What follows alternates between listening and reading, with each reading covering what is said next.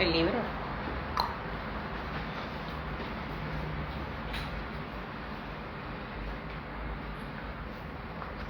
Está el nuestro, no, pará, es el de 20 veo. Ya sé, pero ¿habíamos dejado tortas por acá? No, era de Carly, Ah, se lo llevó.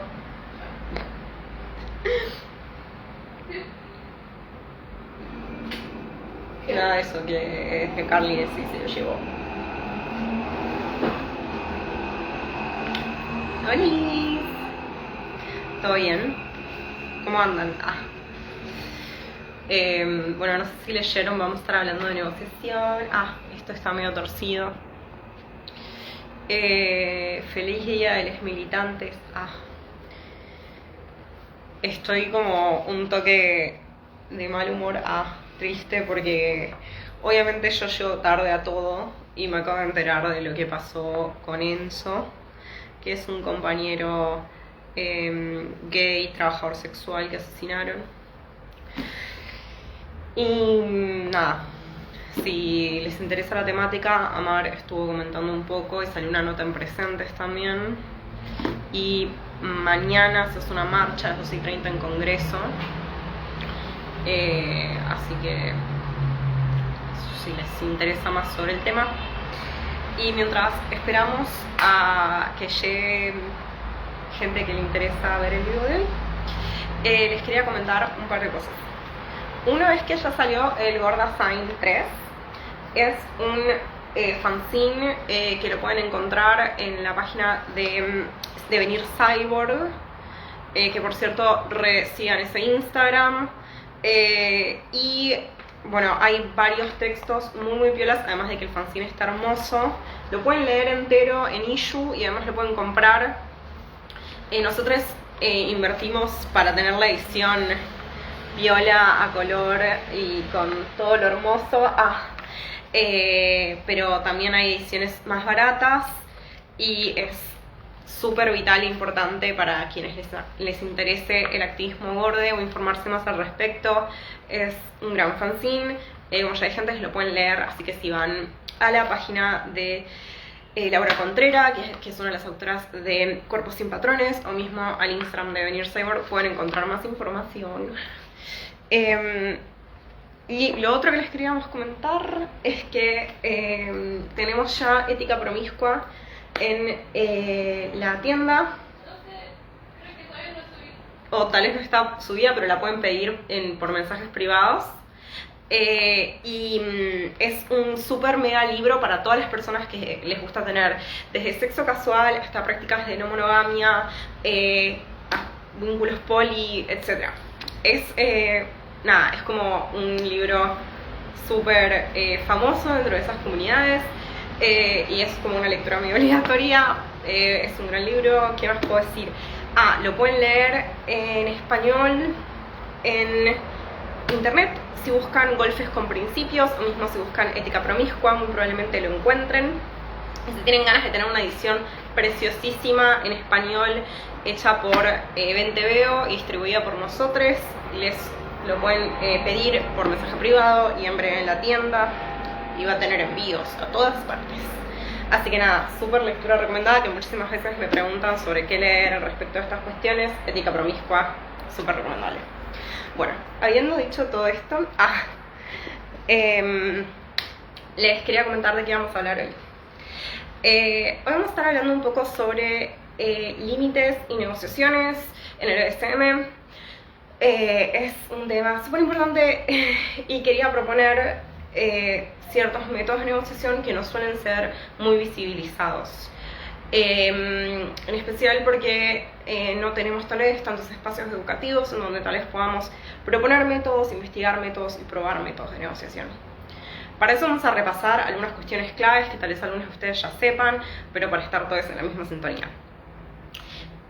Las cuestiones que vamos a estar repasando van a tener que ver con palabras de seguridad, qué son los límites y a qué nos referimos cuando hablamos de negociaciones. Lo principal es, por lo general, en el BDSM, las prácticas fetichistas y en otro tipo de prácticas, se habla de la importancia de la negociación como un método comunicacional de construcción de consentimiento. Vamos de nuevo.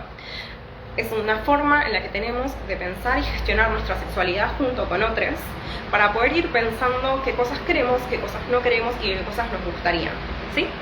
Entonces, en general hay muchísimas formas de hacer esto y a lo largo de los años se han desarrollado nuevas y mejores formas de poder tener una comunicación activa.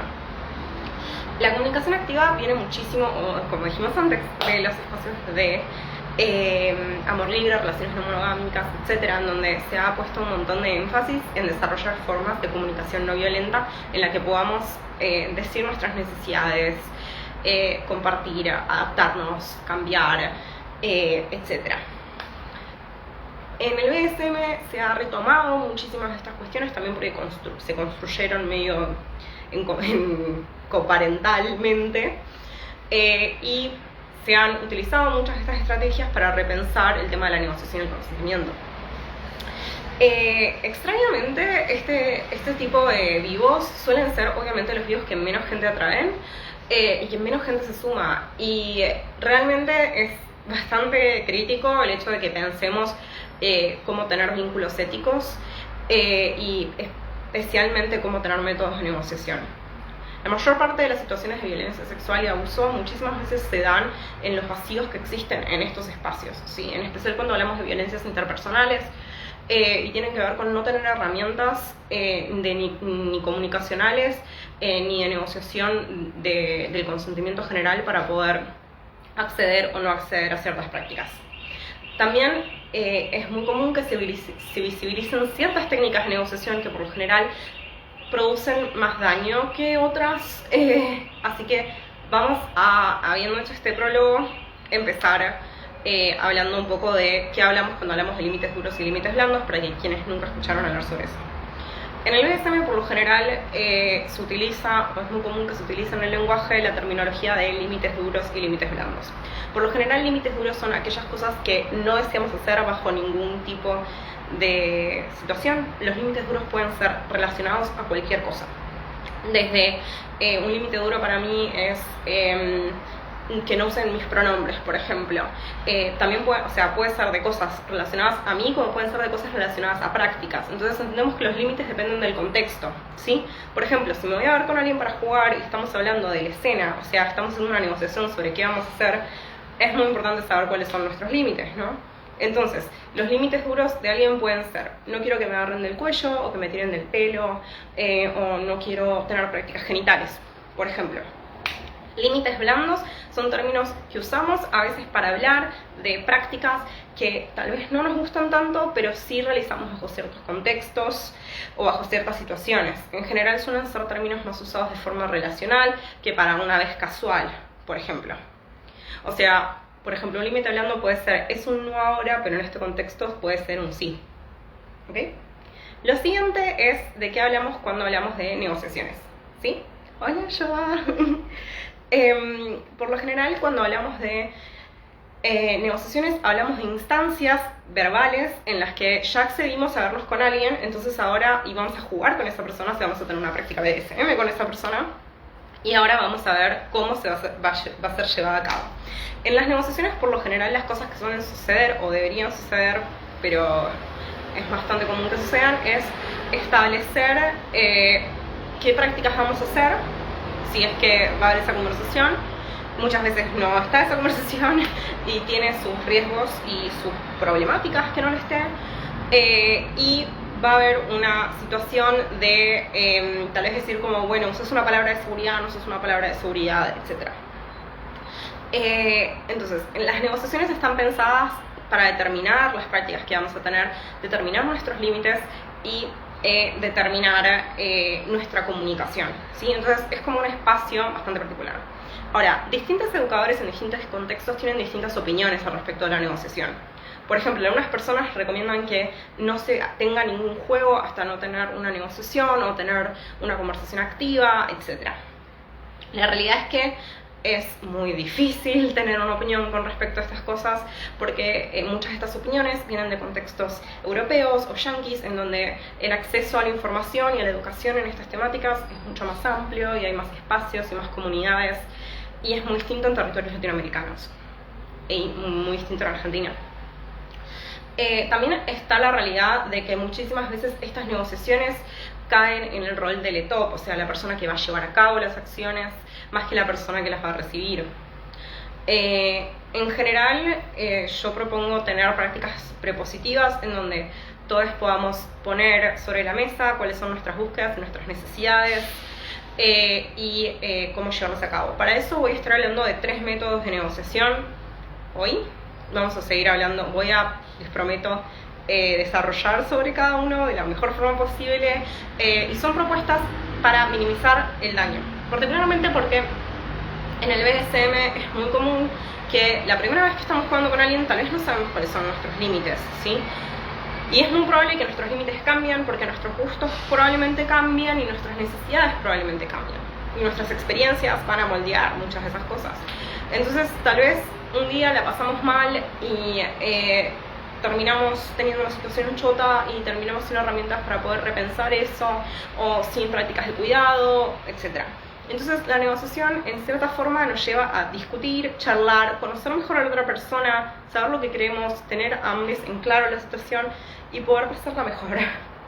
Entonces, el método de negociación más como que representado por lo general suelen ser las negociaciones excluyentes. Las negociaciones incluyentes son negociaciones en las que le decimos a una persona todo lo que no queremos. Obviamente estoy planteando negociaciones, o sea, en este momento en un encuadre casual, o sea, nos vemos con alguien por una primera o segunda vez. ¿Por qué aclaro esto? Es muchísimo, o sea, es muy diferente dentro de un vínculo preexistente negociar que negociar para una primera vez, ¿sí? Y como sé que muchas de nosotros estamos, no yo no, pero ustedes o muchos de ustedes tal vez recién están empezando, está bueno tener en cuenta métodos para la negociación casual. Entonces, ¿qué es muy común que suceda en las primeras veces y que muchísima gente enseñe y que se vea muy representado en distintos tipos de media? La negociación excluyente. En las negociaciones excluyentes nos acercamos a alguien y le decimos todo lo que no queremos, ¿sí? O sea, me junto con alguien y le digo, ok, no quiero que me tires el pelo, no quiero prácticas genitales, no quiero que me ahorquen, por ejemplo. Entonces, en este tipo de situaciones estamos dejando afuera un montón de prácticas. O sea, no sabemos, no le estamos diciendo a la otra persona cómo nos gustan las cosas, qué tipo de ambiente queremos generar, cuáles son nuestras necesidades de cuidados posteriores. No le estamos diciendo prácticamente nada, porque la realidad es que no sabemos qué prácticas va a querer llevar a cabo la otra persona ni de qué forma, ¿sí? O sea, por ejemplo, tal vez yo digo que me gustan las nalgadas, esa persona dice que le gustan las nalgadas, pero le gustan las nalgadas tipo súper dolorosas, y a mí me gustan las nalgadas eróticas nada más. Entonces es como o sea, terminamos pasando mal porque estamos buscando cosas distintas. Y eso es como súper clave, me parece. Como entender que a dos personas les guste en las nalgadas no significa que les gusten de la misma forma ni que estén buscando las mismas prácticas. Entonces, ese es uno de los problemas que tiene la negociación excluyente y es algo que muy comúnmente hacemos, que es simplemente decirle a otra persona como, estos son mis límites, no los pases. Se queda corto, no es suficiente. Otro método es la negociación incluyente.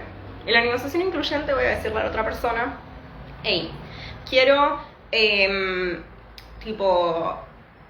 me tires el pelo, quiero prácticas genitales y quiero que me ahorques, por ejemplo.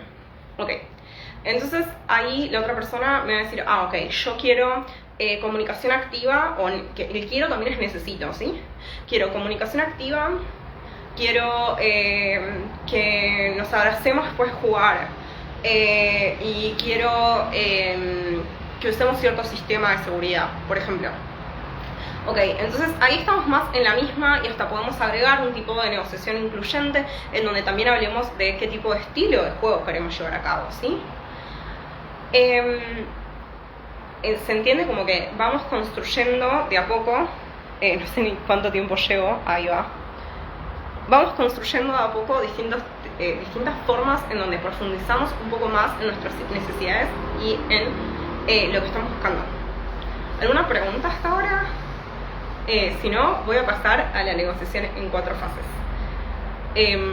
doy 2 segundos por si alguien quiere hacer una pregunta. Y de paso repaso un par de cuestiones a la hora de pasar a la negociación en 4 fases. Cuando hablamos también de BDSM, es muy común cuando hablamos de una escena, que es el espacio donde suceden las prácticas fetichistas, las prácticas de BDSM, es muy común que hablemos de cuidados posteriores. Los cuidados posteriores son aquellas prácticas que suelen suceder después de una escena, también pueden suceder antes, pero eso es para otro vivo. Los cuidados posteriores son prácticas que tenemos después de una escena. Son negociados y suelen tener que ver con reducir o mismo acompañar las prácticas que pueden haber sucedido.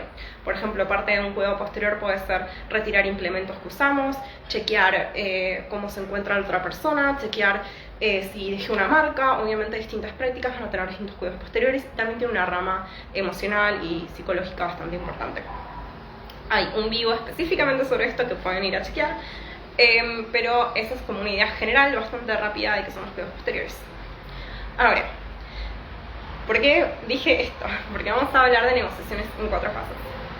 Hay muchos educadores de BDSM que vienen laburando hace muchísimos años con respecto a cómo tener comunicación activa, entusiasta, no violenta, para poder generar mejores consensos y tener mejores prácticas.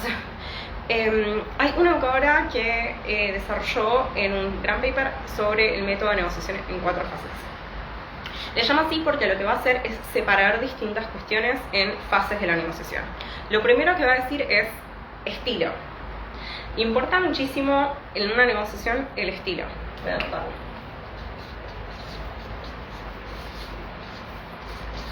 Estilo 1.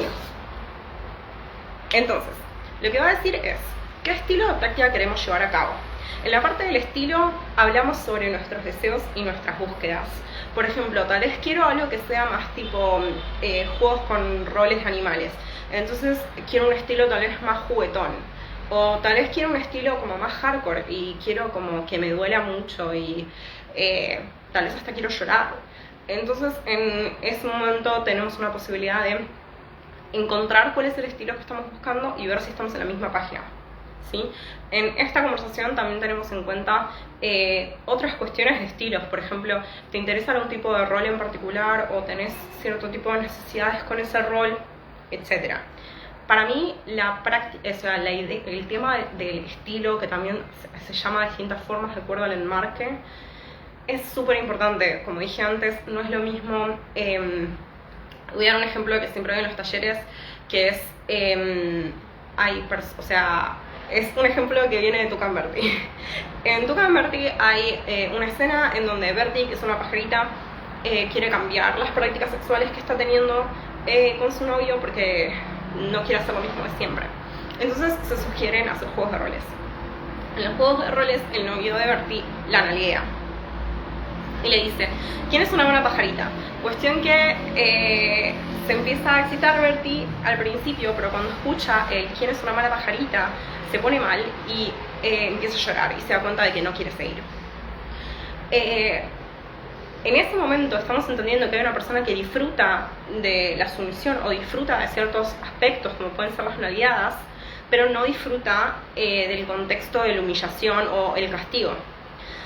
Y eso terminó en Berti llorando y sintiéndose mal.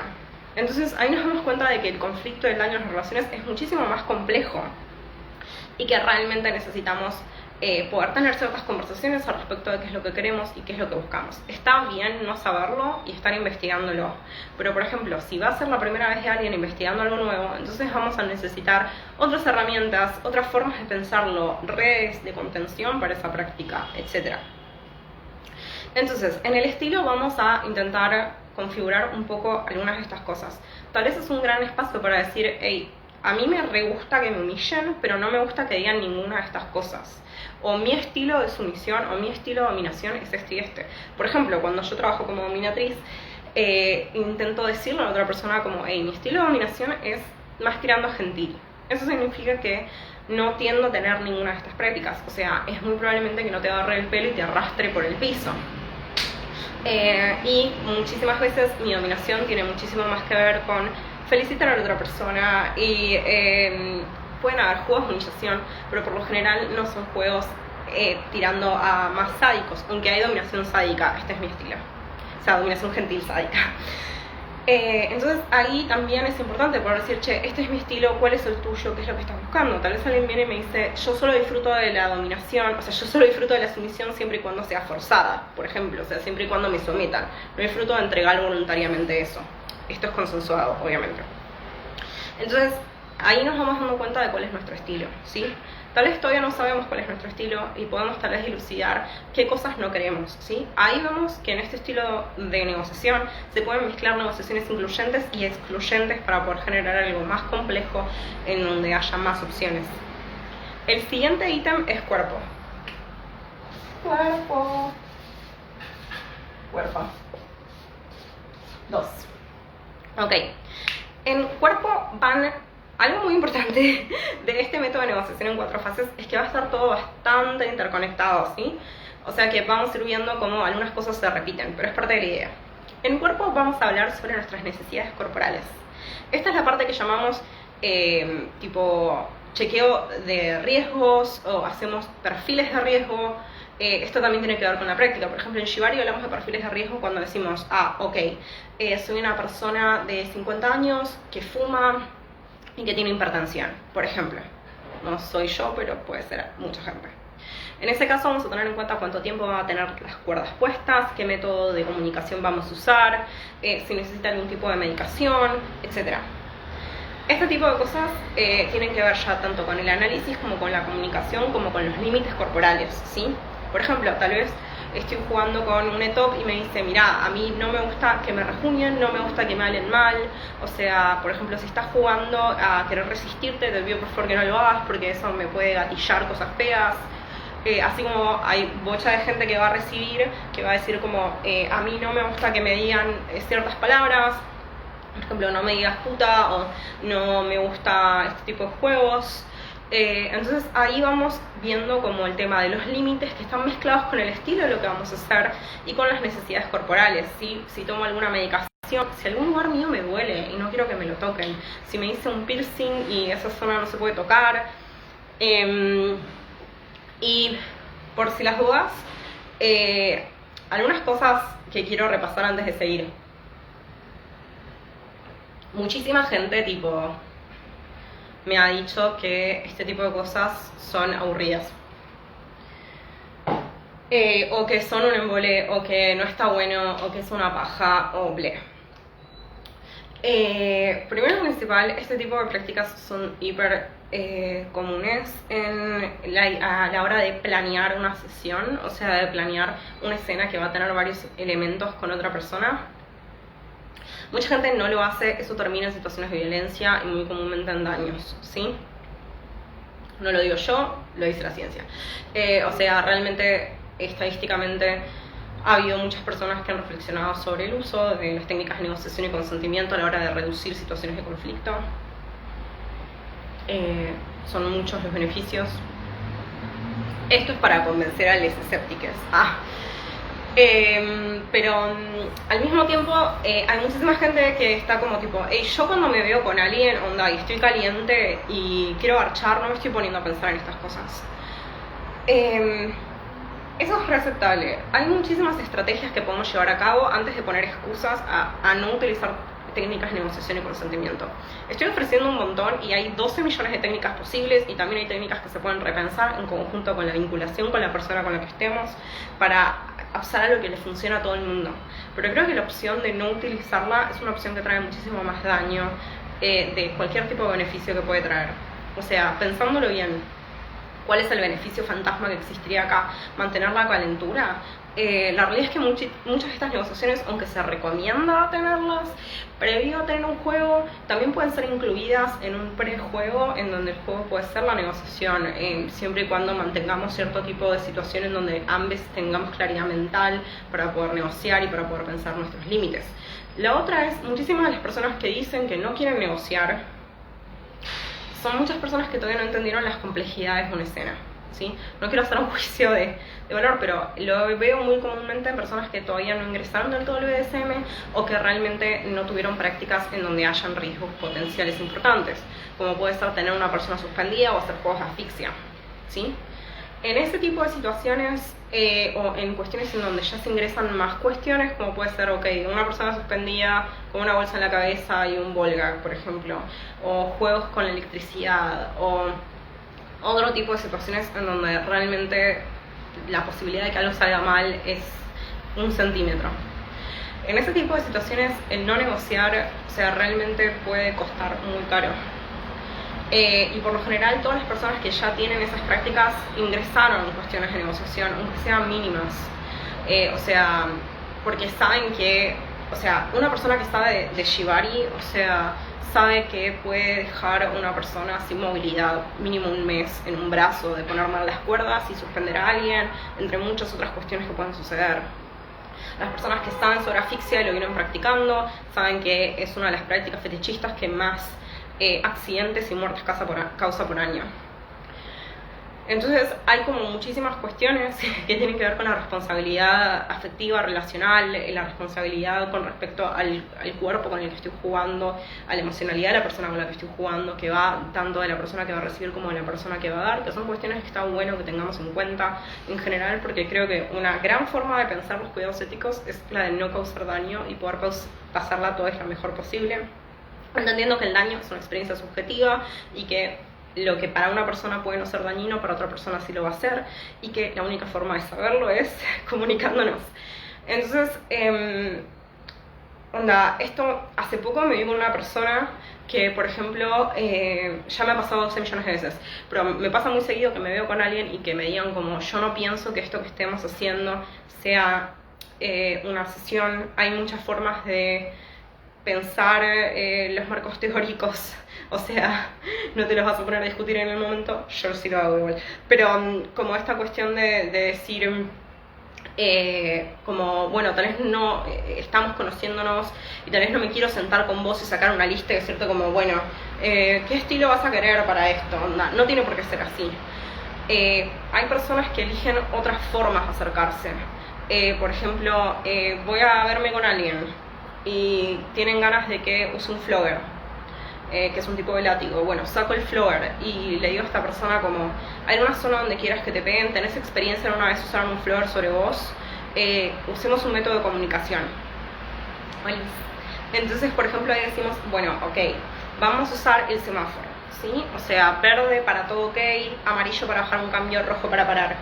Y también vamos a usar una palabra más para cortar absolutamente todo. Vamos a usar una palabra que te sea cómoda o un color, ¿no? Y también, por si te excitas y no puedes hablar, vamos a usar chasquidos o vamos a usar un movimiento de mano, o mismo también me puedes decir, che, me siento mal o necesito bajar un cambio. Podemos usar muchas herramientas. Una vez que decidimos, ok, ahí estamos hablando de estilo, estamos hablando de límites. Una vez que decidimos, ok, esto puede ser en 2 segundos, como vamos a usar este flogger, sí, tenés experiencia, sí, no. Ok, ¿qué zona lo querés? Y todo esto puede ser una conversación fluida y también puede ser una conversación sexy. O sea, puedo hacer que la otra persona lo sienta en el cuerpo. Y entonces ahí, por ejemplo, voy a arrancar y empiezo un poco despacio, ¿entendés? Como acá también tiene que haber una cuestión de, ok, no me voy a calentar y me voy a zarpar, voy a prestar atención a la otra persona. Voy a ver cómo reacciona su cuerpo, voy a ver cómo se sienten. Voy a ir preguntándoles, ¿esta intensidad está bien? ¿Necesitas menos? ¿Te está gustando? O tal vez le puedo decir, ¿qué es lo que te está gustando? Decime, o puedo ir parando, puedo acariciarles el cuello o el cuerpo con el flogger e ir viendo y también decirles como, mira, acá no se recomienda pegar, acá sí, podemos probar en otras zonas si querés, etc. Entonces eso para una primera vez con alguien que no conoces puede ser súper sexy, súper cómodo y estás aprendiendo de límites. Como también está esta idea de que nada, tenés que ir a las piñas y hacer 1.000.000 de cosas, y en general cuando vas a hacer cierto tipo de prácticas está bueno poder ir conociendo cómo se sienten, cómo reaccionan, qué experiencia tienen, y es bastante recomendable como el poder ir chequeando con eso y con un montón de otras prácticas. Entonces, por ejemplo, ahí ya estamos ingresando un montón de nociones, un montón de tips. Siguiente en nuestra lista viene el 3, que es de límites.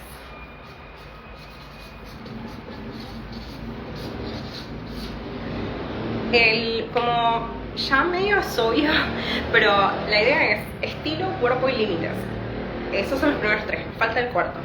Pero en el caso de límites es un poco lo que ya venimos hablando, que tiene que ver con esta cuestión de decir, bueno, acá hacemos lo que habíamos hablado antes, que es negociación excluyente. En la parte de límites decimos cuáles son nuestros límites, ¿sí?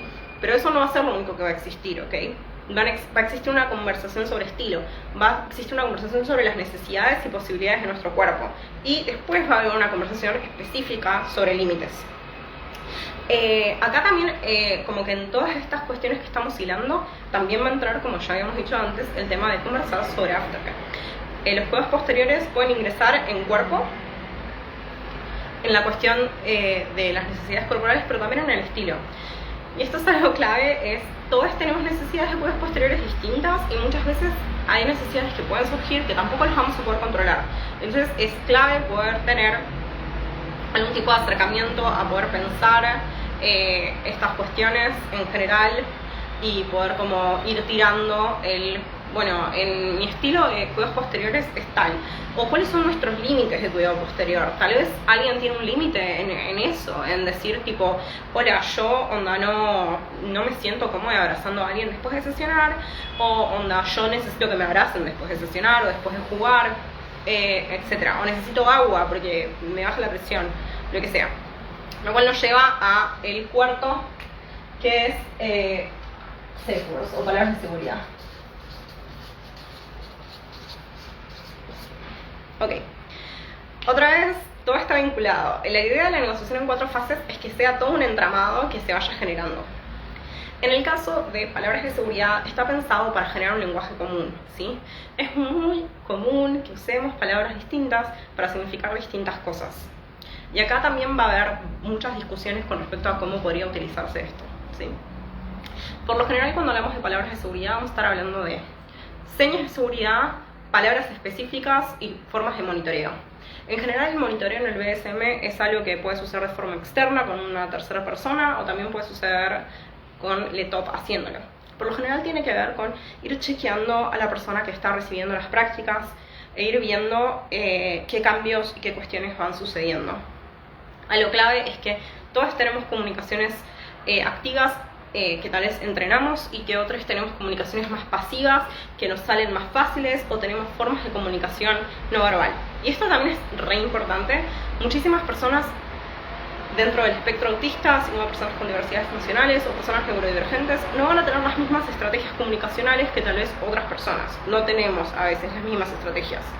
Eso también es clave. Por ejemplo, si yo estoy acostumbrada como persona que recibe a usar cierta forma de comunicación, está muy bueno poder decir como, hey, yo uso verde para todo bien, uso amarillo y uso rojo, por ejemplo, y uso 2 chasquidos para decir bajar un cambio, por ejemplo.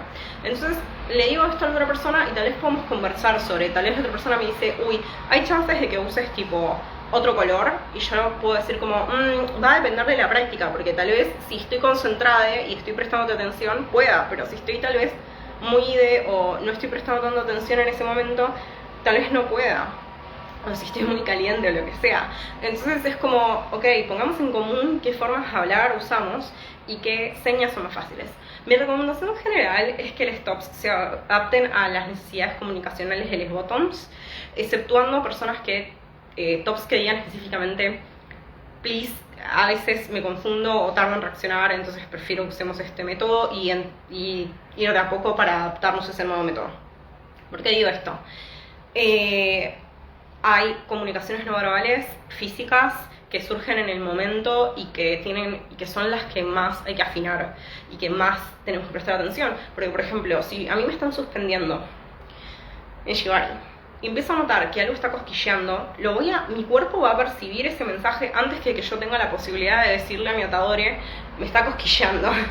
Entonces, más si estamos haciendo una escena larga o estamos haciendo una perfo o lo que sea, mejor es poder tener otros tipos de comunicaciones, ¿sí? O sea, poder chasquear los dedos, poder hacer algún ruidito, tener algún cascabel, algo para poder avisar, hey, me está pasando tal cosa, que no requiera que yo use tal vez tanta energía si estoy en una situación como de más entrega, etc. Entonces, estas son algunas cuestiones que me parecen como súper claves a la hora de pensar en unos tipos de negociaciones que me parecen interesantes. Y en el tema de palabras de seguridad, eso, también animarnos a poder crear las nuestras y usar distintos tipos de códigos y construir códigos con otras personas. Quiero saber cómo vamos hasta ahora y voy a ingresar un par más de cuestiones con respecto a negociación que me parecen geniales. ¿Alguna duda, alguna pregunta? O algo que quieran como que decir, Mel, ¿qué tal con esto? O algo así, que lo súper recibo. Mientras tanto, si tienen una pregunta y le quieren hacer, quiero agregar, voy a hacer un video específicamente sobre técnicas de negociación ampliadas, porque quiero revisar el método Midori, que es un método de negociación que me gusta mucho, que hoy no incluí porque de explicar todo esto iba a llevar tiempo. Lo que voy a hacer es ingresar algunas ideas que Midori propone, su método de negociación, que es un método de negociación empática. Aunque no me gusta mucho ese tipo de nombre, pero es un gran tipo de técnica a la hora de coordinar cosas con personas que no tienen tanta experiencia y en primeras veces.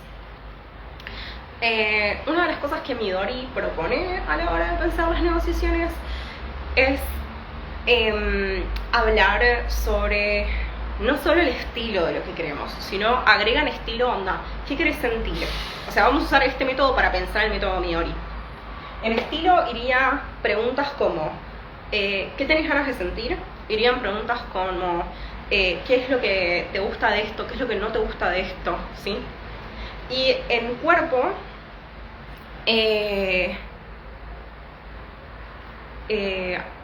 antes de seguir voy a responder esta pregunta, permiso. A mí me pasa que me considero re trolo, pero solo me siento más cómodo cuando me tocan las mujeres. Con los hombres me da mucha ansiedad. ¿Algún consejo? Es un tema como que súper complejo. Lo siento mucho primero. Como el tema de la comodidad, o sea, no creo que nuestra identidad dependa solamente de con qué género nos vinculamos. O sea, hay muchísimas personas que se identifican como trolos, que nada, están con maricas, y las maricas son muchas veces feminidades. Nuestros vínculos con la ansiedad, onda, o sea, por ejemplo, las personas son bisexuales, si se identifican como bisexuales más allá de si tuvieron experiencia con más de un género o no. La pregunta sería si vos tenés ganas de estar con masculinidades y eso es lo que te está generando ansiedad, o si te está pasando que no estás dejándote explorar ser trolo con otras identidades además de masculinidades.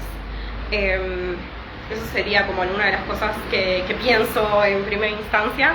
Y nada, yo tuve mucha ansiedad con vincularme con masculinidades mucho tiempo.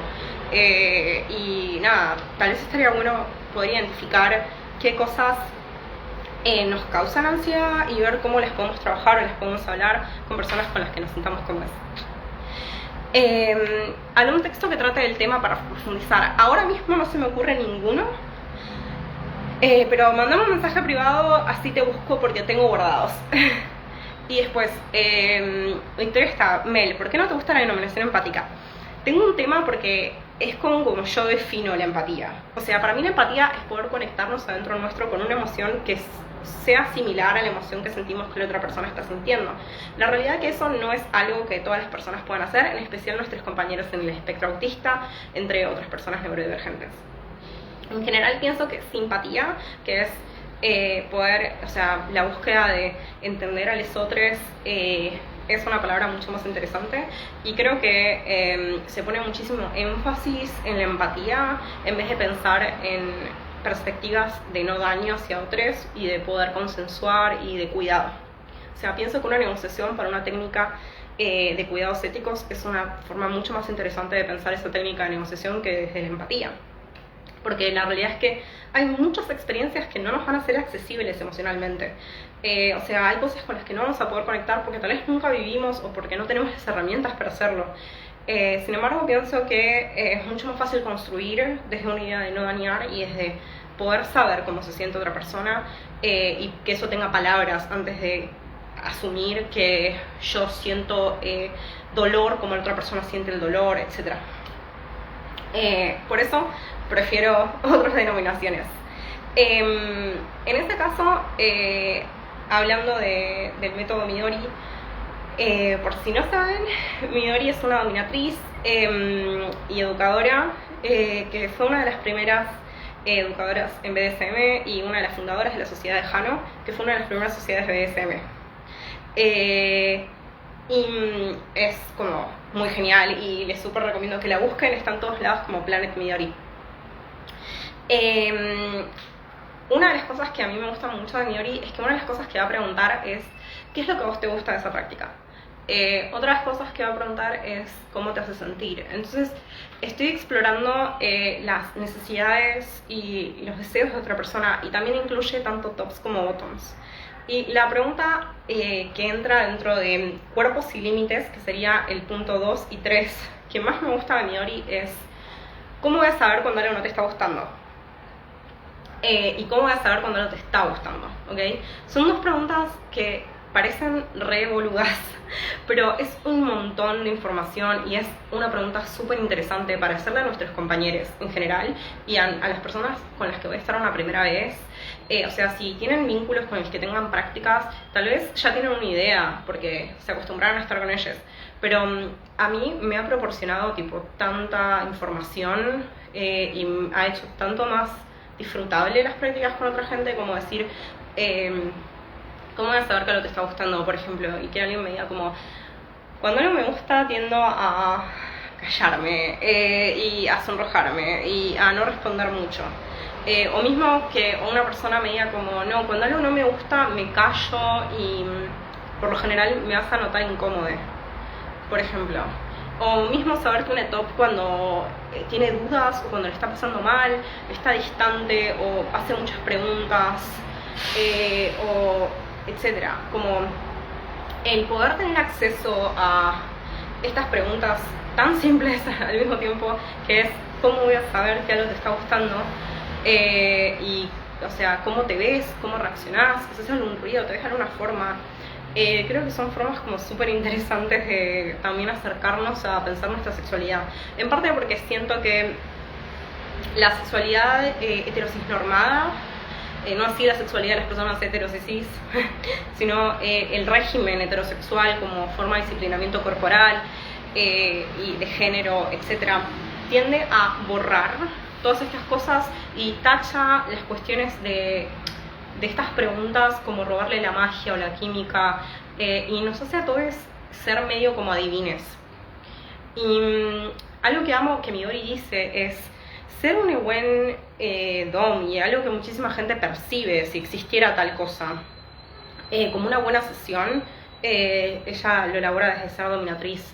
Son esos momentos en donde la otra persona se puede entregar y yo puedo hacer mi laburo, ¿no? Como ella dice, como en donde yo siento que la otra persona se entrega y yo puedo hacer como toda una como un juego en donde siento que esa persona se está entregando a mí y está pudiendo ver ese intercambio, etc.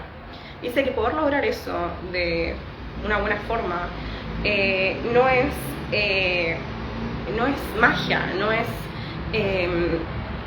que simplemente sos bueno en eso, es tener acceso a cierta información y pretender que todos tenemos las mismas posibilidades de entender el lenguaje corporal de otros, de creer que ese lenguaje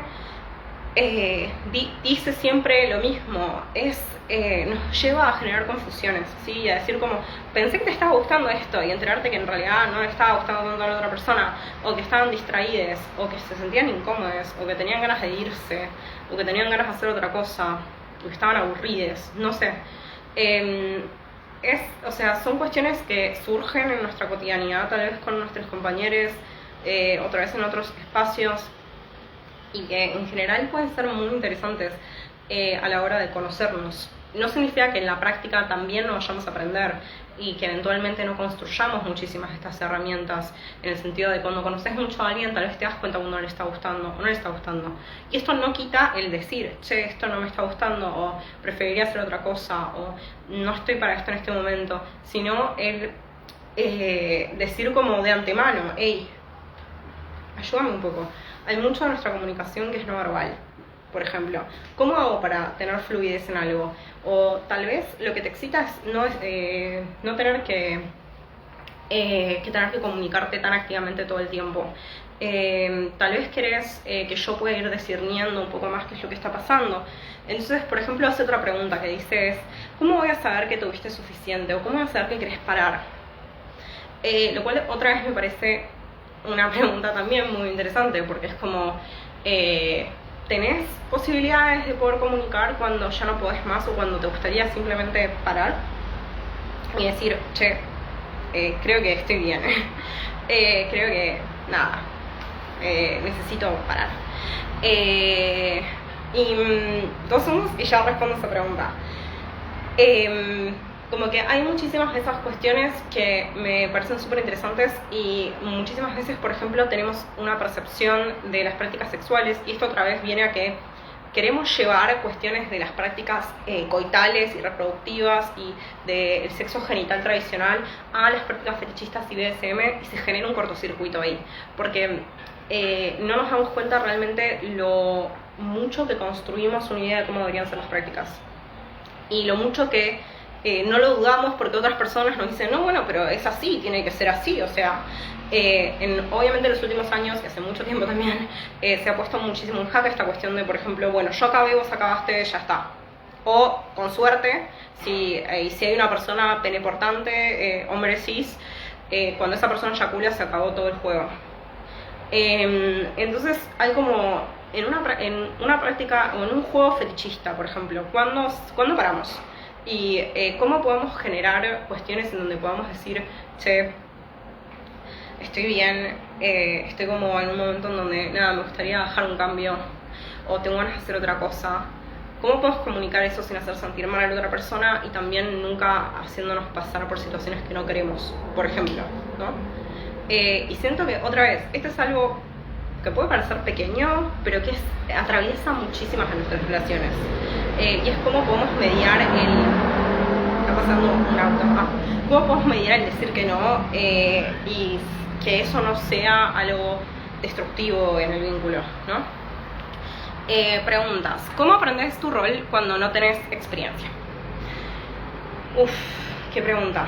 O sea, en general hay muchas cuestiones que se construyen con otras, obviamente, pero hay mucho que tiene que ver con cómo queremos que nuestro rol sea. O sea, no hay realidades con respecto a qué es lo que es ser algo, ¿sí?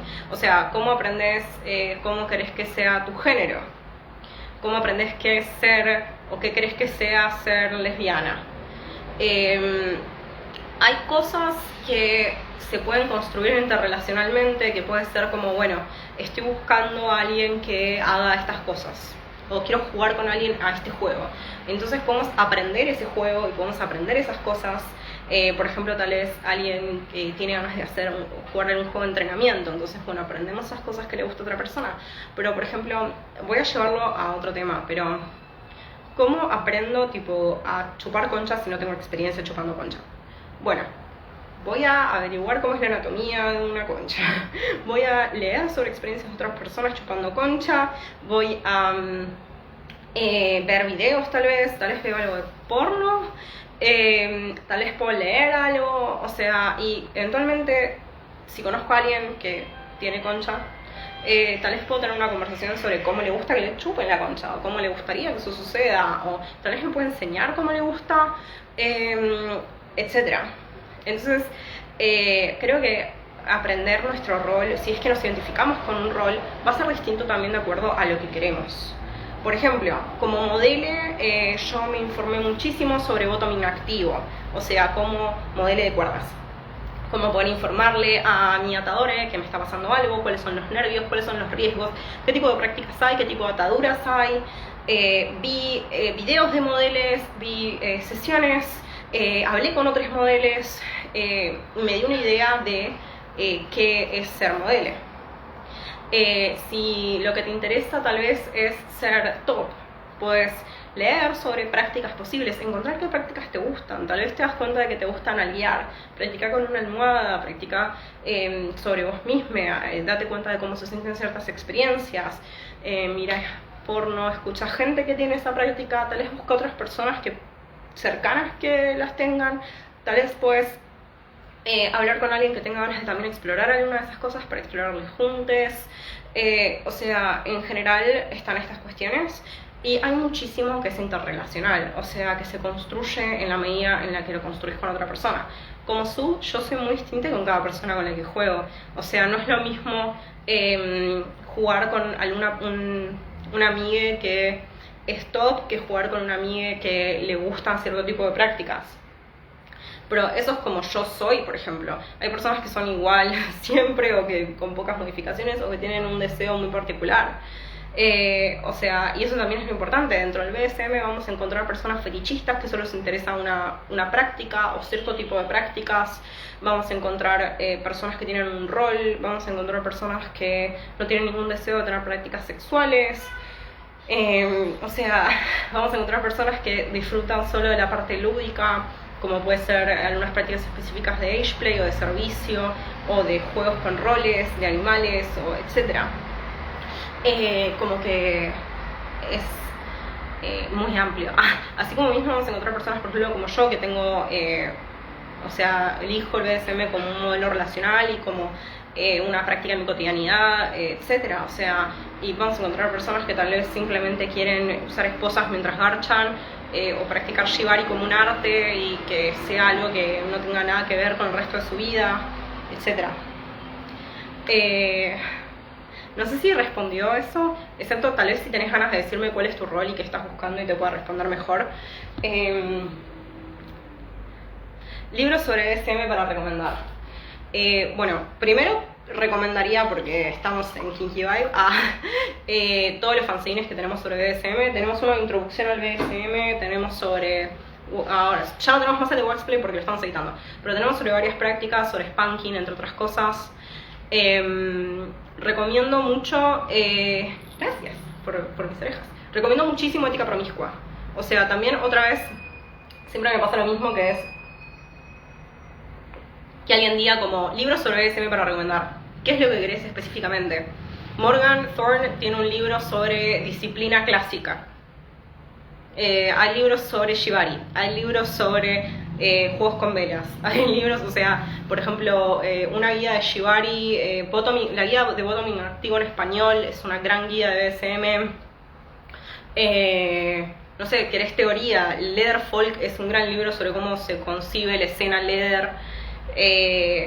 Como que hay 12 millones de libros, por eso es como que exactamente tenés los cuadernos BDSM, los pueden encontrar todos online, son súper problemáticos, pero hay información interesante. Hay una monografía específica de tortura de tetas, que es bastante sexista, pero si te cabe lo puedes leer. Alguien pregunta, me gustaría aprender a hacer femdom. Otra vez vuelvo a lo mismo de antes. Gran pregunta, o sea, gran deseo, ¿no? O sea, no existe una forma de hacer las cosas. O sea, hay muchas posibilidades dentro de todo lo que tiene. O sea, el BDSM es lo que ustedes quieran que sea, es lo que cualquier persona quiere que queramos que sea, ¿sí? O sea, se puede moldear y adaptar a cualquier sea nuestro deseo y nuestras prácticas. No existe una forma de llevar a cabo la dominación, ¿sí? O las prácticas de dominación. No hay, o sea, sí, es muy común que se escuchen términos como maledom y femdom, que suelen tener que hacer referencia al género de la persona que está llevando a cabo la práctica. Y hasta se han creado ciertas ideas de que el femdom es más sensual y que el maledom es más sexual, que siguen estando basadas en la idea de la diferencia sexual y en la idea de que hay cuestiones intrínsecas a nuestros géneros, específicamente en los géneros binarios, lo masculino y lo femenino, los opuestos, etc. Todo eso es profundamente biologicista y sexista. Eso no significa que no te puedas identificar como male dom o como femdom. Ojo, a lo que estoy diciendo es que me parece muy complejo el querer asignarle una condición preexistente a un género, ¿sí? O algo inherente a ese género, ¿sí? En cuanto a aprender, otra vez, ¿qué significa para vos eso? ¿Qué crees que signifique? Son prácticas, es un estilo, o sea, ¿querés tener un estilo gentil? ¿Querés tener un estilo sádico? Como que es muy complejo poder asignar una característica a ser dom. O sea, hay doms que son bottoms, o sea, hay doms que disfrutan de que les nalgueen y de que les azoten y de que les hagan un shibari y siguen disfrutando de la dominación. O sea, entonces, en general, muchísimas veces cuando alguien dice quiero ser tal cosa, hace que muchísimos digan quiero ser eso. Entonces, por lo general ahí está en identificar qué prácticas, qué deseos, qué intercambio queremos y ir en búsqueda de construir eso. Yo creo que todo esto de las redes nos hace ver, observar ciertas personas y querer practicar ser como ellas. Y eso nos inhabilita a crear nuestras propias ideas y sacar nuestro potencial, según lo que queramos. O sea, estoy de acuerdo parcialmente. Estoy un poco de acuerdo y estoy un poco en desacuerdo porque soy muy así. O sea, pienso que sí, es un re problema querer imitar a otros, pero también es muchas veces de donde partimos. O sea, no me parece mal ver algunas cosas y decir, quiero probar a hacer algunas de esas cosas, pero lo que creo que tenemos que reforzar es que no existe una sola forma correcta de hacer las cosas, sino que existen muchas formas posibles. Y que muchos de nosotros empezamos imitando a otra gente o diciendo, hey, me interesa hacer algo de ese estilo, hasta que encontramos nuestro propio estilo. Y también saber que nuestros estilos pueden cambiar un montón. Por ejemplo, What's the Safe Word, escrito como W-A-T-T-S, Safe Word en inglés, que se escribe S-A-F-E Word, W-O-R-D. Es un canal de YouTube sobre BDSM y está hosteado por dos personas, un Esu y un Edaddy. O sea, en realidad es Papi y un Edaddy. Edaddy Dom es una persona que empezó siendo Su y fue gran parte de su vida Su hasta que en un momento se dio cuenta de que ya no le copaba más y que le interesaba ser dominante. Y esa es una opción. La gente puede cambiar, puede buscar otras cosas, puede encontrar una forma nueva y distinta de hacer las cosas que también es, obvio, 100% válida. Y creo que eso es también el problema y la razón por la cual intento escurrirme bastante de decir como, ok, ¿querés ser femdom? Esto es lo que necesitas saber. Como, más allá de decir, ok, por lo general cuando decimos dom nos referimos a personas que disfrutan el intercambio de poder, y por lo general cuando decimos top nos referimos a personas que disfrutan de llevar a cabo prácticas. O sea, más allá de tener en cuenta como tal vez ciertas estructuras a la hora de poder comunicar nuestros deseos, el resto depende muchísimo de cada persona. O sea, si yo digo, yo me identifico como Su, no estoy diciendo absolutamente nada, más allá de que me interese el intercambio de poder. Mis deseos, mis necesidades, las prácticas que llevo a cabo, cómo fue cambiando mi visión de eso mismo a lo largo de mi vida, corta vida. Todas esas cuestiones son súper personales y una palabra nunca lo va a poder representar. O sea, mismo cuando alguien dice que es mujer cis, hay muchísimas formas de ser mujer cis. O sea, no, o sea, la definición de una persona no va a ser la definición de otra. Entonces también por eso es como clave para mí cuando empecé decir, ok, ¿qué es lo que quiero aprender? Como cuando dije, che, me quiero dedicar a la dominación profesional, ¿qué es lo que quiero aprender a hacer? O sea, quiero aprender a usar estos implementos, tengo ganas de llevar a cabo estas prácticas. ¿Qué es lo que quiero hacer sentir en otras personas? ¿Qué es lo que me interesa y qué es lo que me entusiasma? ¿Qué es lo que me excita tal vez? Y a partir de ahí poder construir. O sea, mi búsqueda fue bastante desde el placer y bastante desde la contención en mi rol de dominación. Por cierto, nos queda un minuto. No me di cuenta, se me pasó re rápido. Voy a estar haciendo lo más pronto que puedo el vivo sobre Midori, específicamente sobre la técnica de negociación que hablamos antes, para poder seguir con el tema de negociación. Y voy a intentar hacerme el respondes más seguido para poder responder algunas de estas cuestiones y dudas. Y como siempre estoy disponible para dudas, preguntas y lo que quieran. Siempre que pueda explicarlo. Y nos estamos viendo mañana, para quienes quieran, estamos dando un taller de sexualidad humana y eyaculación y vulvas y cosas divertidas del cuerpo. Y en 2 semanas aprox es el taller práctico de... Es en 5 días o menos, entonces en 5 días o menos tenemos juegos de impacto. Así que nos vemos pronto y muchas gracias por acercarse. Ah, no, sigue, puedes seguir ahora.